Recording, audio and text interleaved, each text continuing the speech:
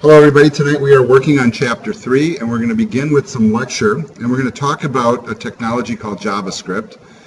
If you had Web Programming 1, you probably got a little smattering of JavaScript at the end of the course, and depending on who taught you that class, you may have gotten just a little bit in Chapter 14 where you did an alert, or maybe you went into the JavaScript book and actually did a couple of chapters or 2 or 3 chapters, is usually the ideal. To get you familiarized with the technology. The other thing that I always look at as well is how many of you are concurrently enrolled in the JavaScript course currently right now? Okay, so a good portion of you. And how far into the book are you guys? Chapter 3, okay. Well, we're going to be kind of jumping into the deep end of the pool here, folks, okay? So I don't want to intimidate you in that process. So please understand that the principles that we're learning here, some of them are probably a little bit more advanced than what you're currently learning in the JavaScript class. It's not a reason to go into panic mode or start hyperventilating, because anything that you're going to do in this class, code will be provided. You're not going to be like doing a case study where you got to figure it out on your own. But you will be introduced to why JavaScript is so important, how it's used, and what's really important for this chapter is the little highlight you see up on my screen right now, which is this concept of test-driven development, which is really enabled by a series of JavaScript libraries. So we're really kind of learning a lot of different concepts here, and I'm going to try to be kind of holistic about the way I'm looking at it, so to kind of keep you into the mode of looking at it from a grand overview rather than freaking out at the details, right? It's not that the details aren't important, but I think that as you're stepping into, something that's a little bit more challenging, it helps to understand why you're doing it and why it's used and what it means to you as a developer and how much you really need to worry about specific aspects of it. All right, now I want you guys to think back to some of the stuff that I've been trying to pound in your head over the last few weeks, and the concept of what we call the semantic web, which is the modern web. I've told you that the goal of HTML5 was to separate the content, the styling, and the behaviors on a page, right? And the technology that's responsible for the behaviors on a page is JavaScript.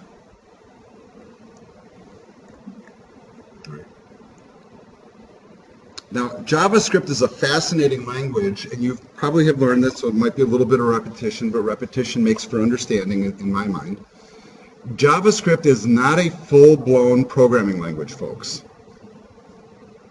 It is what we call an interpreted scripting language, meaning we don't run a compiler to compile the code and turn it into an executable. It executes directly within the browser. So what that means is whatever JavaScript commands you type, they don't run until the client has the software or the code that you've created loaded up into the browser, and then it executes in the background. One thing that I will point out to you that's interesting, and I'm trying to bring up Chrome here, realizing that all my sessions are on the other screen, so I'm just going to initiate a new version here. And I just want to point out a couple of little tools that I think will be important for you as you're working with your JavaScript code. And I realize that whoever may have taught you JavaScript before, at least I hope and assume that they've showed you some of these tools already, so this might be repeat. But you know what? Maybe you're not at the point in the JavaScript course, or maybe it's been a while and you just kind of forgot, and that's fine too. But I'm sure that all of you are familiar with the fact that you can do a right-click and view page source or inspect. And if you choose the inspect option, you'll notice that it brings up really a big, rich set of tools here. Now, where this panel actually appears for you really will kind of depend on your layout, but you can actually change it. And I think this is more of the default view, where everything is at the bottom of the screen. And what I'm looking for in this inspect panel here when we're working with JavaScript is you want to be aware of the fact that there's what we call a console. The console is something that's available inside of any IDE. So anytime you're doing coding, There'll be a console that where you can run commands and see what's happening. In fact, if I were to type, a JavaScript command like right here, and type in a formula or something, I can do it right here from the console. It doesn't even matter what's up on my screen. But the reason I'm pointing you to this is as you're working with JavaScript, this is a place you come to see where your errors are, right? Because if you're using like Notepad++, it does not have a debugger, right? If you're using Visual Studio, wait, you do have a debugger, right? Which is what we're using. But sometimes things will work in Visual Studio and you'll come here and you'll still find problems. And this is one of the tools that you can use to help narrow those things down. And you need to be aware of it. And really what this is showing you is that in the background of the browser, true for every browser, there is a JavaScript engine running that takes those commands and runs them. It interprets them. It's an interpreted language. It's not a compiled language. So it interprets them on the fly and executes the code.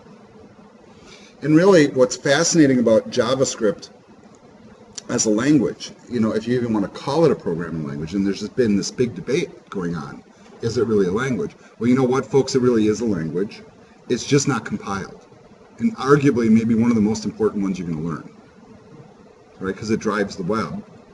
And now, as you'll see in some future chapters, that you can actually start to run JavaScript server-side as well with technologies like Node.js. There's other ones too.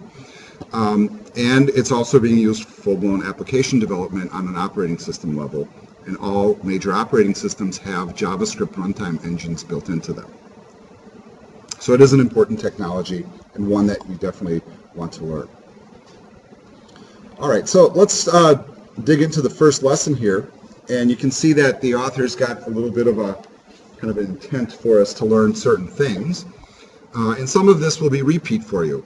But gathering your progression currently in your regular JavaScript class, you're going to be learning some stuff that's way beyond, chapter 3 or whatever you're in right now. And like I said before, don't freak out to it. I'm not here to inundate you. I'm trying to keep it a global view of this. And remember, all code you'll need will be provided. All right. So JavaScript, why the heck did they call it JavaScript? Let's talk about that, right? One of the things you learn in JavaScript class or in Java class is JavaScript is not Java and Java is not JavaScript. Although a lot of the syntax looks identical. What's identical about them? Curly brackets, semicolons, and the formation of some of the statements even look identical. So like if you were to do an if statement, it's almost identical in Java or really, really close. Now, when this language first came out, it was not called JavaScript. In fact, its technical name is still ECMA script by definition. And the standards that it follows are the ones that the book is indicating here. So just like there are standards for HTML and CSS, there are also standards for JavaScript, also controlled by the World Wide Web Consortium and a couple of other bodies. So the neat thing about it is if you have learned how to program in Java or any curly brace-based language, that you will pick this up really, really fast. And that's kind of the hope. But generally speaking, the commands are pretty simplistic and the language is very forgiving. In many circumstances, you can just guess at what the syntax will be, and often it will just work. That's not true for a lot of other languages. Most languages are not that forgiving, right? Like in Java, if you declare a variable, you got to declare the type. In JavaScript, 1 second it's a number, the next second it's a string. You can make it whatever the heck you want. And because of JavaScript's underlying object-oriented engine, and it's not actually truly an object-oriented language, however, we trick it into being an object-oriented language, and we're going to be doing that a little bit in the later chapters. We'll be learning about prototyping and object-oriented JavaScript, and really what it all comes down to is encapsulation and making things really simple to utilize by naming them efficiently and grouping them together. Okay, so if you've done Java or any curly brace-based programming language that would include C C#, C++. Anybody name any others? Okay, that's plenty, right? Those are the important ones. No, it does not. That's kind of interesting. Python does not. Python's one of the new school languages that looks a lot like Ruby. So the people that I've had in like my Ruby classes, you'd be able to pick up Python in a snap because it's very Ruby-like. In fact, the truth is Ruby is very Python-like, just more object-oriented. All right. So let's talk about values that go into to JavaScript and how they're used. So one thing that's kind of interesting is whenever you're working with data types in any sort of a language, that's usually one of the first things you learn in a language, right? What kind of variables can I have and what kind of data types can I use?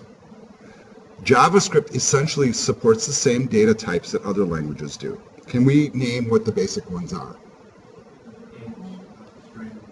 Ints, strings, booleans, null, okay. So it's the absence of a data type. Null means the absence of something, right? As opposed to like being zero. Yeah. So, for example, if I set a variable equal to empty quotes or to 0, that's not null. It's empty quotes and 0. Null means that there's nothing defined. So therefore, no data type is attached. That's kind of interesting. Now, JavaScript has an interesting thing about it, especially when we deal with numbers. Like most languages will declare integer or a float or a double or a decimal or something like that. Those probably sound familiar to you guys. In JavaScript, yes, it does all those, and I don't have to declare it. All I have to do is give it a name and put in a value. 1 second it can be an integer, next second it can be a floating point number or an exponent. Interesting, right? No data typing. It's automatic. That's a little bit scary for some people because it's uncomfortable because you've learned in a regular language that it's really strict. Not the case here. Okay. One more time? Yes, it can. Right, and that's its interesting thing because you can hypothetically take a string and add it to an integer, and then what's the outcome going to be? Well, if you're not sure, there's actually rules for it. If you're not sure, you try it and see what happens.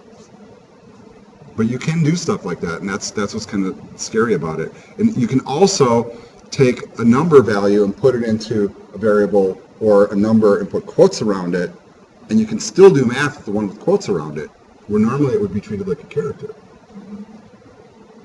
Yeah, so that's kind of an interesting language that way. Now, what's even more fascinating about it is a lot of the modern languages have that capability to morph the data types. Traditional programmers always are like, no, that's not that's bad, right? But the new school approach is actually to change that.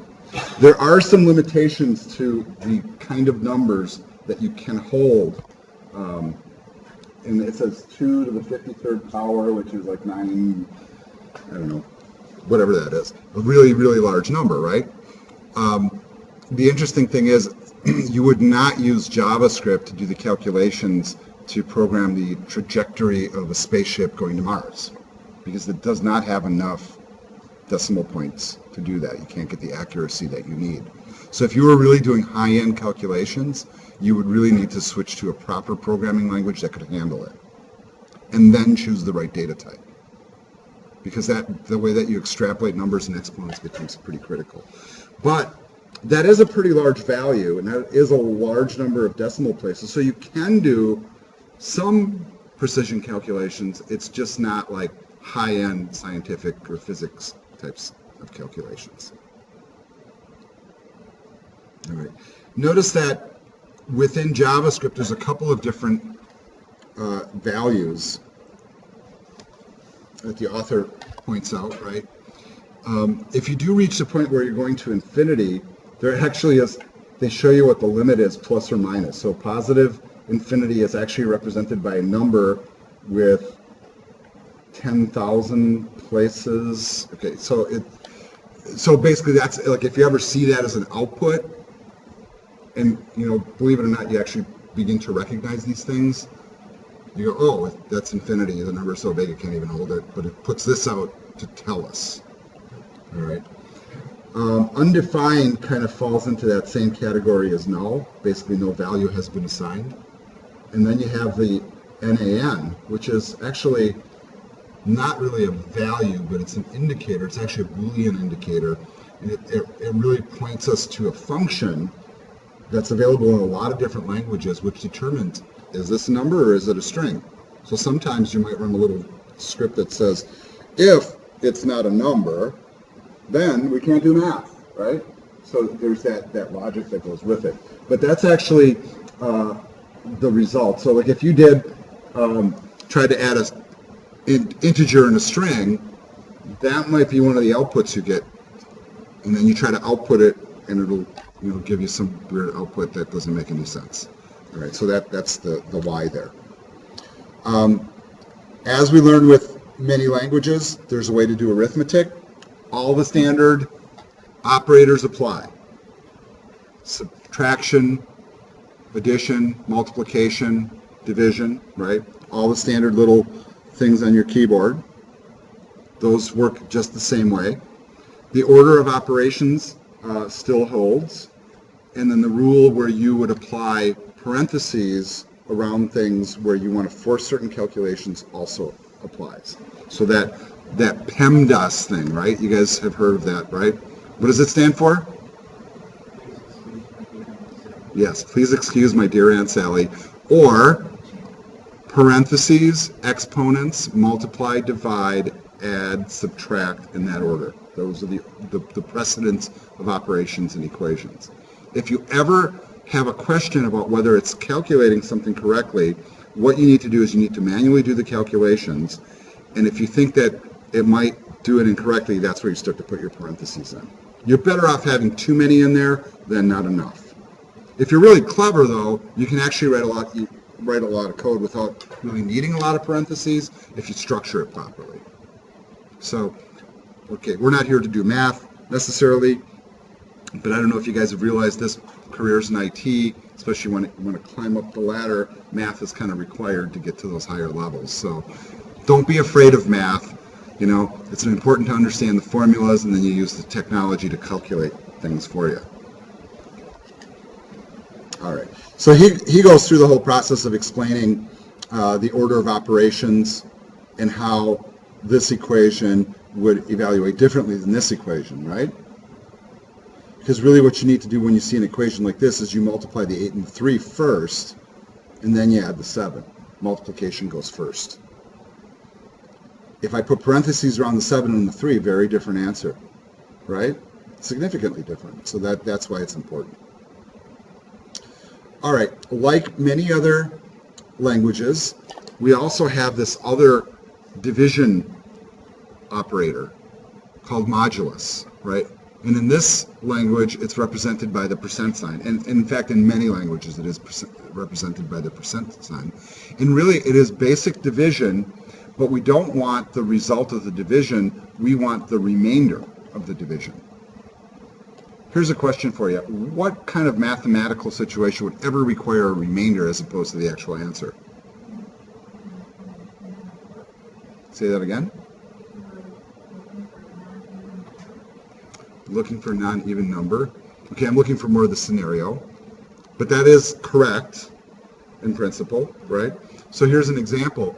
If I was making change for $1, how do cash registers work? Do you guys ever think about that? Right? How do you know how many quarters, nickels, and dimes to give back if something costs, 69 cents and you get $1? How do you know how to make change? Isn't that kind of interesting? And it always bedazzles me when I go to a store or something, and I hand somebody a bill, and they realize, oh, I got 11 cents in my pocket, here you go. And I'm like, now what do I do with this? I already typed in 20. It is really a lost art, and us gray hairs in the room are laughing, because, you know, we used to have to think on our feet that way.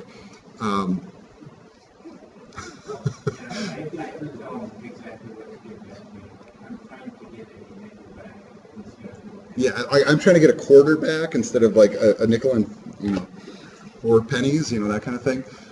And it does bedazzle people. But that's why Modulus was actually created in a practical sense, is to be able to make change.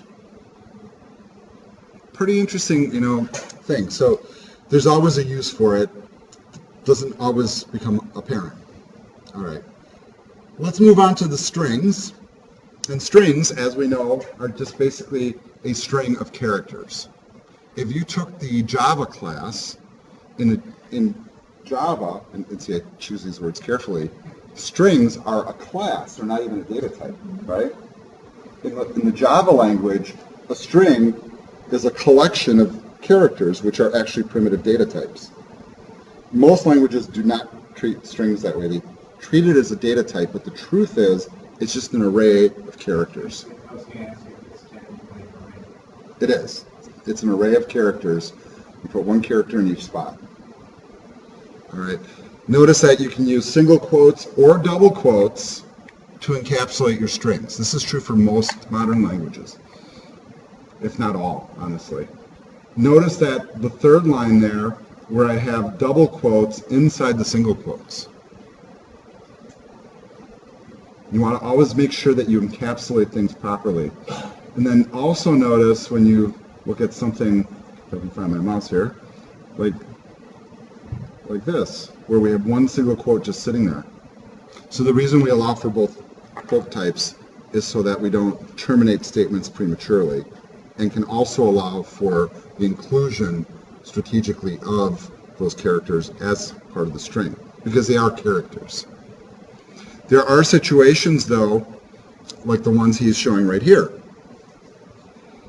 Let me see if I can make that even bigger for you in the classroom, where we have a situation where he's using single quotes on the outside, right? And then there's a double quote statement on the inside that has single quotes, but there's two of them. So I'm and it's both have single quotes, but he doesn't want that treated as a separate inner string. He wants those to appear as the character that they are, so we use that slash. Also true in a lot of programming languages, it's called an escape character. So it's a backslash, not a forward slash, and it indicates that the character that follows will be rendered as the character and not treated as a control character. Pretty simple little thing. So I always try to advise people that there's probably better ways to get the stuff in there. You know, so be careful about how you put the strings in. But can you imagine, like if you're writing code to accept input from a text box or something, and somebody starts typing in single quotes and double quotes inside that, how do you deal with that? That's an interesting scenario. Yeah, you can actually code around it. But a lot of languages have tools built in to work around it. So one thing that you can do is actually use those escape characters to your advantage, but there's also, like see like the U, HHH, and the HHH right there? You can also use ASCII coding to actually declare what character follows, or you can actually use HTML special character codes as well. And that's why, like when you see Visual Studio and you type in a single quote in a string of text, why it'll prefer to put in the character code for the single quote as opposed to actually just putting the single quote in place, because that ensures it'll render as a character as opposed to terminating a string prematurely. Okay, so that's good to know. The plus sign in this language, as in many others, is used for concatenation. Concatenation is basically gives us the ability to join strings together. It's not math. We also have this special group of operators, and notice what they're called. They're called unary operators. And I'm always really cautious about how I name these things, because when you go from language to language, and in some languages they're considered pre-built methods or parts of a library, and here they're calling them unary operators, meaning they're being treated like a multiplication symbol, Like it's just built into the language that way because this is an interpreted language. So we see this type of, and what that does is it probes whatever follows and figures out, what is this? Is this a string? Is it a number? Is it a, is it a Boolean?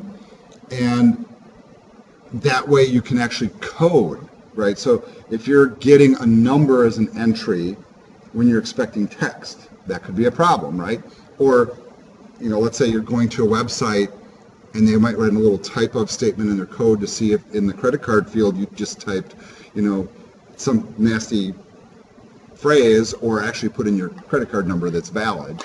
So one thing that they'll do first is they'll do type of, is it a number? And if it is a number, then we'll go ahead and run the code, right? Because you can't process it otherwise. Another really important concept in any language is understanding how Booleans work. Now, the Boolean data type we can evaluate to be what, folks? Okay. Yeah, true, false, yes, no, 1, 0, right? Any of those really are valid, but we think true, false. All right. But when we're doing true, false, the reason that we're doing that is to allow for a special programming concept called selection, right? And it's one of the 3 basic constructs of programming. You do things step by step, or you make a selection that, if the dragon's attacking, I'll go left. If it's not attacking, I'll go right, right? So you make a decision about which path you're going to take, and then the other structure is what? Repetition, right? Those 3 programming concepts, sequence, selection, and repetition, you can solve any logical problem with just those 3 constructs. Doesn't matter what it is. So Boolean is really important when we need to make decisions in code. So often we'll have statements. Now, we know that 10 is not less than 9, right? So the point of that up on the screen is what? That's the same as saying false. Okay, so I think you guys get that intrinsically. Is 20 greater than 3? Of course it is. That's true. So a lot of what we do in programming to make sure that selection operates properly is to set up our statements to evaluate to true and false.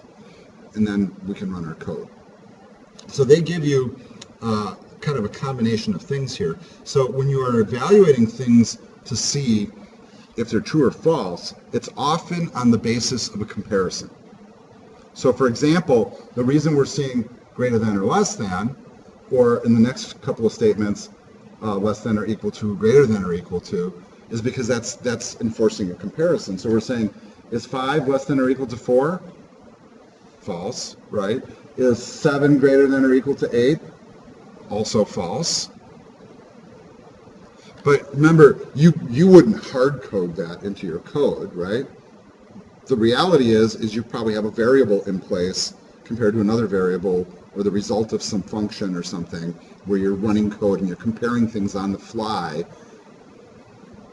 But these are values that you use for comparison.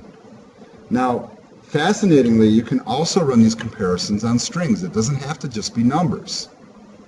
So for example, does apples as a string not equal oranges? The result of that is true. Apples do not equal oranges. That's a true statement. All right.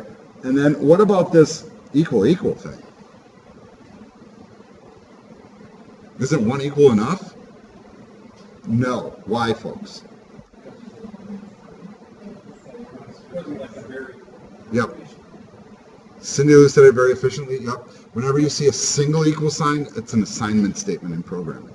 The general rule of thumb there, folks, is whatever's on the right side of that equal sign is getting put into whatever is on the left side. Right? We're storing the value on the right into the variable on the left. When you see equal, that's where we start to do a comparison. So we're saying is 10 equivalent, and if you try to change your thinking in your head that way, it'll make more sense. So instead of saying equal, say equivalent. Is 13 minus 3 equivalent to 10? It sure is. Ah, in this situation, would it be false? No. It would still evaluate to the same thing. Now, that's a great question, Jason, because if this was 13.0 minus 3.0, it would be false, because it would recognize it as floating point versus integer. Yeah, so if you ever see a triple equal sign, the value has to be the same and the data type has to be the same, even in JavaScript. That's a good distinction. Also notice that the exclamation point is used as a negation symbol, right? So it's our way of saying not equal. And that's common in a lot of languages as well. The only one that's really kind of an outlier there is maybe Visual Basic, where they use like the greater than and less than together. Yeah, what a bad convention. I always hated it.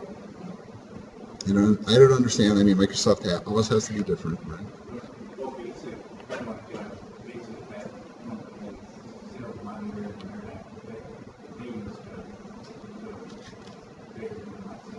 Yeah, they did. Yeah, so that just stuck around from the real old days of like old personal computer programming. All right, let's move on to the next section here, talking about logical operators. Logical operators, like the comparison operators that we were just looking at, are used to take Boolean statements and compound them, right? So if the dragon is attacking, bad example, and the White Walkers are coming to eat you, then run, right? Right? But whenever we use an and that would be the double ampersand, that would be indicative that both items need to be true in order for the statement to evaluate to true. If we are doing an or, we use two pipes, and those are the shift of the backslash key on most keyboards found above the enter key. Right? And those are called pipes, if you didn't know that. So two of those represent or, and then you also, in combination with those, can use the negation symbol in front of some of the things that you're evaluating, and you're going to see some examples here below. So let's actually kind of goof around with these. And I'm not going to show you what the results are, although you guys have the books in front of you, so you can cheat if you want. But if we had a statement like this, okay, apples equal oranges, that's false, right? Is 5 greater than 3? Okay, so this whole statement is false, right? Because both sides have to be true, right? And we're looking at that and, so both sides have to be true. So then you can go on to evaluate the first statement. Ah, yeah, excellent question. Right. So some programming languages, especially older ones, they would have to evaluate the whole statement. Modern languages, though, have done what they call short-circuiting. So they know, okay, this is false, we hit an and, it's already false, we're done. It won't even bother to evaluate the rest of it. That's called a short circuit. And JavaScript does do that. All right, what about this next one? Is 5 greater than 10? False. Is 4 less than 2? False. So this evaluates 2? They're both false. So it evaluates the true? It's false. Okay. All right, is 3 less than 10? Is 10 greater than 8? Are both conditions true? There's an and in there. So that statement's true. Now, I know these take a little, this is like basic programming stuff that even experienced programmers screw up once in a while. Like you write your code, you think you wrote the right and or, and then you realize, oh, I got to switch this. Oh, it should have been an or, you know. Yeah, you figure that out as you go. So don't feel bad if you screw it up. But let's take a look at this one down here. Is 7 greater than 5? True, right? Is 1 greater than 2? False. But this whole statement inside the parentheses is true, and then we negate it, which makes it all false. Right? You want me to repeat that? Yeah, let's move on. They do. And now the question always becomes, why on earth would they do that? Right? The logical problem, whatever it is that you're solving, will sometimes more easily be expressed by negating the result of something as opposed to trying to figure out how to negate the interior of the statement. You know what I haven't seen in any modern stuff like JavaScript is exclusive word. Yeah, that is usually a higher level type of OR that really is a result of the short circuit. So, okay, so the question was the exclusive OR. So if you were working in a language like Visual Basic, and that's one where you actually have a separate operator for it, that's, in other words, it forces the short circuit. These days, young programmers usually don't even learn that at all, or if they do, it's kind of in passing and then they forget about it because the languages do it automatically. But there's still scenarios where like you might clean up old code and you'd be seeing those and trying to correct them. So it's good to know them. All right, moving on. Let's go to the next section here, which is talking about statements. All right, so in JavaScript, as with many other languages, you develop what you call a statement. A statement is terminated by a semicolon. That's really kind of whatever it is. So either you might be setting a value to a variable, you might be doing some math, you might be running a function, you could have an if statement, whatever it happens to be, but one statement, whatever it is terminated with a semicolon. However, okay, this is a big however, JavaScript is an interpreted language and it's a dynamic language. There are circumstances where you can actually omit the semicolons, just like you do in Java. Does anybody know like where in Java you can omit them? Everybody's like, you can? Well, here you go. If you have an if statement, and that if statement only has one statement inside of it, you don't have to put a semicolon at the end. What do you think my recommendation is to you guys? Always put a semicolon in. In fact, I know the JavaScript book for the JavaScript class that you guys are taking, there's scenarios where I think that author shows you when you can actually omit the semicolon and still get your code to work. It's highly not recommended. That's just my personal opinion. I always put them in, and I always put curly braces in too. So just a good rule of thumb.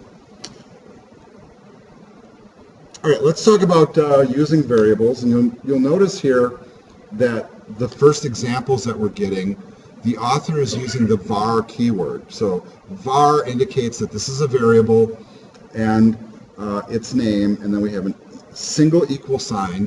Whatever is on the right side of that equal sign, whether it needs to be evaluated or not, gets placed into the variable and stored in that memory position. Now, the memory positions that we have created within a browser exist only while the browser is running and the tab that you're working on is open. So if I close my browser and add a value stored in a variable, guess what happens to that value? It goes away. It's like turning off the power on your computer and expecting whatever is in memory to stay present. So that's important to know. All right. Notice that you can use variables to do math. Okay, so these are things I'm assuming you guys already know, right? So you can assign a value to a variable and then take that variable and then do some further math with it and store it somewhere else. Very common practice. Once a variable is declared, so once you've done something like this, and notice here in the line that I highlighted, we are not assigning a value. What are we doing really? Yeah, we're saving a spot for it. It's a placeholder. Really what we're doing is we're taking a region of memory and saving it to put something in. So we're initializing the variable, but we're not giving it a value. That is not an uncommon thing to do. Once you have it declared, you can then just simply use the name and throw values into it. I do want to tell you, though, JavaScript is kind of weird. You don't have to use that var keyword, folks, in JavaScript at all. You can just throw a name on the screen, put an equal sign next to it, and throw something in, and it works. There is a stipulation. What's that? It makes it global. It makes it global, right? So in some cases, it doesn't matter that it's global, right? So here again, best practice, especially if you're creating a variable that sits inside of a method or a function or one page of JavaScript, you put the var keyword in front of it because you want to keep it isolated. A lot of programmers, though, when they use JavaScript, just don't. They don't even use var. And then they don't discover that it's a problem until they need to localize their variables or if they mistakenly name something the same way. So it's kind of an interesting thing. Very, very flexible. However, there are some rules about how you name things. Now, if you were to go out and take the certification exam that matches up with this book, they quiz you on stuff like this, right? And you're looking at like a page of code, and they'll have like one little variable, and it's named incorrectly. So, for example, you can put numbers in variable names, but you can't start with a number, right? So these are valid, these are not. All right. Variable names must not contain mathematical or logical operators, right? So don't put a plus sign in the middle of your variable name, because it's going to try to add it. Or worse yet, multiply it, right? So don't do that. All right. So don't contain any punctuation marks other than underscore and $sign. And those are two really interesting ones. Okay, how many of you have learned PHP, right? What do you do in PHP for variables? You put a $sign in front of them. So why on earth would they allow that in JavaScript? To accommodate for all those PHP developers. Because they get stuck into this mindset that that's what a variable is. Now that sounds silly, right? But when you work with PHP, and you see a $sign, it immediately says, oh, this is a variable. And there's another language you don't have to really declare a data type. Isn't that interesting? All right. No spaces. You guys should know that. You can't use any reserve words. So here's some examples like function, character, class, var, for. Those are all reserve words. So you wouldn't want to call your variables anything like that. It says variable names are case sensitive, right? So all four of the examples you see here are all considered different variables, right? All right. So he goes through and he gives some examples of good names, bad names, and different approaches. The modern convention that I've been kind of pushing on students, and what a lot of the modern languages invoke as a standard, and I think of languages like Python, and I think of languages like C# and Ruby and those languages. They want you to be really verbose with how you name your variables. In the old days, we used to try to be efficient, right? Because even the variable names being long would take up memory space, right? And when memory was expensive and processing was slow, it was an issue. Every character counted. Now it's like, hey, you know, I got like 16 gigs of RAM, and I got i7 here, and like 2 terabytes of storage on board, and like cloud. I'm fine. You know, you don't even think about it. And the truth is when you know, the program's running in the background, they kind of find ways to compartmentalize the data anyhow. So go with long names for your variables that tell you exactly what the variable is and it's doing. So, you know, if you're going to do, you know, a var called last that represents this, why not just call it that? See the logic? And then notice how they're using camel case here, where the next logical word takes an uppercase letter, yet they, you know, typically will start with a lowercase. Truth is, just remember what the rules are. You can name them whatever you want, just follow the rules. I have my own way to name things. I use certain types of conventions, and some people use other types of conventions. Whatever is comfortable for you, but using camel case, or I see some people using underscores to separate logical words in long names. Whatever your convention is, follow that. You know, That's really the rule of thumb that I would have you stick with. All right. A little thing here that says that a collection of variables and their values is commonly referred to as the environment. Just in case you want to know. Well, I told you we were moving quick, right? So here we are. If we're comparing it to your JavaScript course, you guys are in like week 3. Maybe you've gotten to functions already, right? So we're in functions the first day here. But a function is really kind of a thing that helps to unleash a lot of the power of JavaScript, and we leverage them quite a bit. A function in JavaScript might be equivalent to a method in another programming language, or an encapsulated class, or a sub-procedure or subroutine. Depending on the language you're working with, they'll call them all of those things. Most typically, a function is referred to either as a function or a method. So whenever you hear that, it just means that you have a block of code that's been given a name, and then you can execute that block of code by just calling upon it with that keyword. That will always be followed by parentheses. So for example, the author here declares a function called add. Notice that there are parentheses after it. The parentheses will hold the arguments or the parameters, depending on your perspective. So the values that you're passing in. You don't have to pass stuff in. Sometimes those will be empty, and sometimes they will have things inside them. Whatever things you are putting inside, though, will be separated by commas, whether it's a variable name, a hard-coded number, or whatever it is that you're passing in. Notice that we use the keyword function in front of it. Notice that all the code that pertains to it is encapsulated in curly brackets. So everything from that first curly bracket to the last one, and this could be one statement or it could be thousands, would all be activated by simply calling upon add with parentheses following it and whatever parameters or arguments are required for the function to run. Okay. These should be conventions you guys already know. If we take this example here, if we pre-create a function called add, and then down below here we create a couple of variables. So we take 5 and we put it in A, and 10 and put it in B. Then we can call upon add, sending A and B, 5 and 10. They'll go off to add, it'll come up here.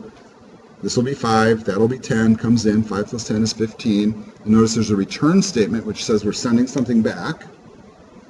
That'll be received in the position where it's running. And because this is on the right side of an assignment statement, this will now get stored in C. So C is equal to 15. All right. I know that we went all of a sudden from the kiddie pool into the deep end of the pool, or is that not too deep? You guys are okay? All right, so you guys are still comfortable. All right. Now, what's interesting, and this is the discussion, it took me, I'll tell you, probably a few years to internalize this piece of information I'm sharing with you right now. But do we call these, okay, in this circumstance, do we call these arguments or parameters? Those are arguments. What we're sending are arguments. If we're inside here, what are these? Parameters. If you're receiving, it's a parameter. If you're sending, it's an argument. If you don't want to trouble yourself with that, just say I'm passing a value. People will still get it. And I hear even professionals misspeaking that all the time. But you might sound a little more intelligent to somebody if you say, oh, technically that's an argument. No, it's not. Yes, it is. Get a little Monty Python there for y'all. All right. Oh, look, he does, like he was reading my mind. Or have I done this before? Maybe one too many times. I know, it's crazy. All right, let's take a look at the example here, which we already looked at, so let's not. But let's take it a step further. Now this is where we are stepping into, or now we're stepping out of the 3-foot section of the pool and into maybe the 5 or 6-foot section of the pool, right? You might touch bottom, you might not. But this is, I have to back up, okay, why? What do I need to back up to? Okay. But we just did this example.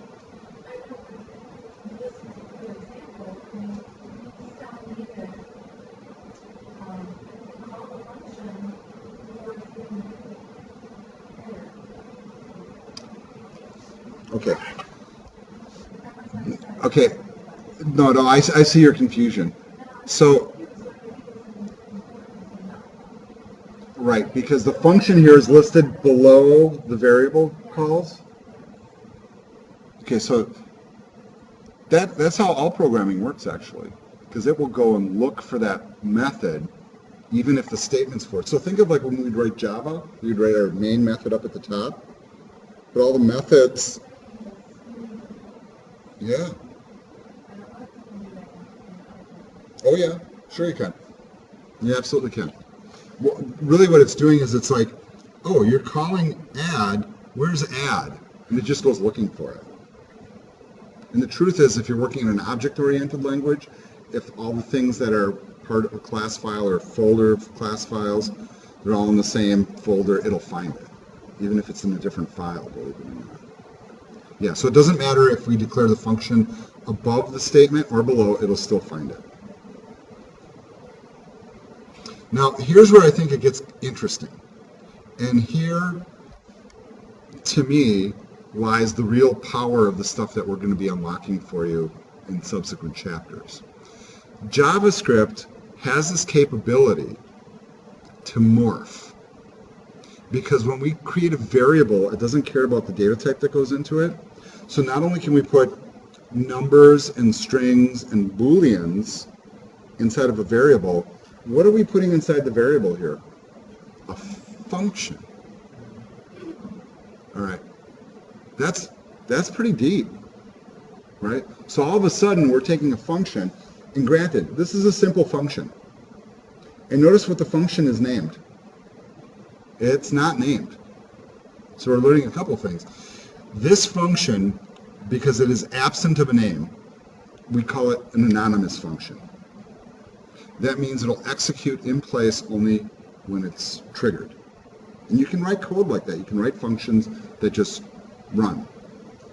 However, what we're doing here is we're kind of naming it in a different way. So we're giving it a name of add function, and then when we go to utilize it, we still have to use the parentheses to send values.